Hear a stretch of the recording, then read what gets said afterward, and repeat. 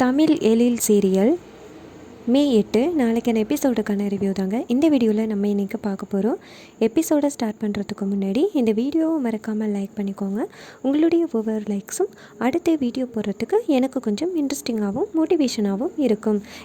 Episode எப்படி start ஆகுதுன்னா, நம்ம எழில் வந்துட்டு குழந்தைங்க எல்லாருக்குமே தலை சீவி விட்டுட்டு அவங்களுக்கு ட்ரெஸ் எல்லாம் அயன் பண்ணி கொடுத்து மாட்டை வச்சு சாப்பாடு கொண்டாந்து கொடுத்துக்கிட்டு இருக்காரு.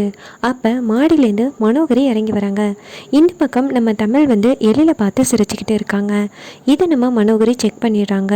மனோகரி கோவமாக மாடிப்படியிலேருந்து இறங்கி வந்து எழில் இங்கே என்ன நடக்குது அப்படின்னு கேட்க, அதுக்கு எழில் சொல்கிறாரு, இங்கே பாரு மனோகரி, இது ஒரு பிரச்சனை இல்லை, என் குழந்தைங்களுக்கு தானே நான் செய்கிறேன் அப்படின்னு. அப்போ மனோகரி சொல்கிறாங்க, தமிழ் நீ என்ன பண்ணுற, அதுக்கு தானே காசு வாங்குற அப்படின்னு.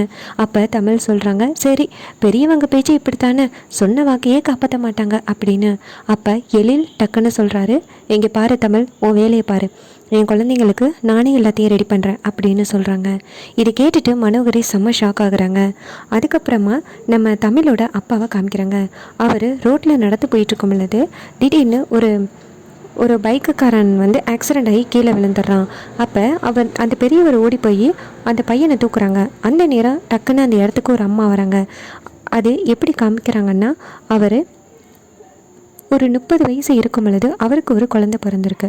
அந்த குழந்தை இருந்தால் வீட்டில் பிரச்சனையாகும் அப்படின்னு ஒரு பாட்டி அந்த குழந்தைய கொண்டு போய் ஆசிரமத்தில் விட்டுருவாங்க.